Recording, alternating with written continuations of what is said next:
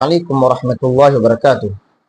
मुहतरम हजरात, अगर हमारा माल सोना या चांदी बैंक में रखा हुआ है तो हम बतौर ज़मानत के रखे हैं कि बैंक वालों से पैसा कर्ज लिए हैं, तो अगर इस तरह से रखे हुए हैं तो ये बिल्कुल गुनाह है, नाजायज़ है, हराम है। शरीयत की रूह से सूदी लेन देन, सूदी कारोबार बिल्कुल हराम और नाजायज़ है।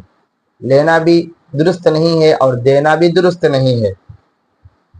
अब रही बात उस माल के ऊपर ज़कात का क्या हुक्म है, तो जो माल हम बैंक में रखे हुए हैं उसको शरीयत की इस्तिलाह में शय मरहून कहते हैं।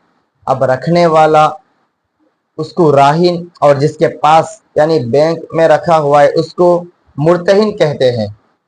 अब जो चीज़ रखी हुई है उसको शय मरहून कहते हैं। इस पर ज़कात वाजिब नहीं होगी, इसलिए कि राहिन ज़कात वाजिब होने के लिए दो चीज़ें ज़रूरी हैं, एक मिल्कियत और दूसरा कब्ज़ा शर्त है। अब जो राहिन अपना माल बैंक में रखा हुआ है उसकी मिल्कियत तो है लेकिन उसका कब्ज़ा नहीं है फ़िलहाल। अगर वो तसर्रुफ़ करना चाहे, इस्तेमाल करना चाहे तो वह इस्तेमाल और तसर्रुफ़ नहीं कर सकता है। इसलिए उस वजह से राहिन के ऊपर ज़कात वाजिब नहीं होगी।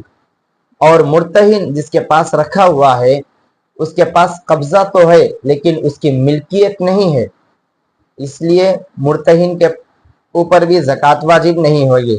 लिहाजा बैंक में बतौर ज़मानत पर रखी हुए माल की ज़कात वाजिब नहीं है।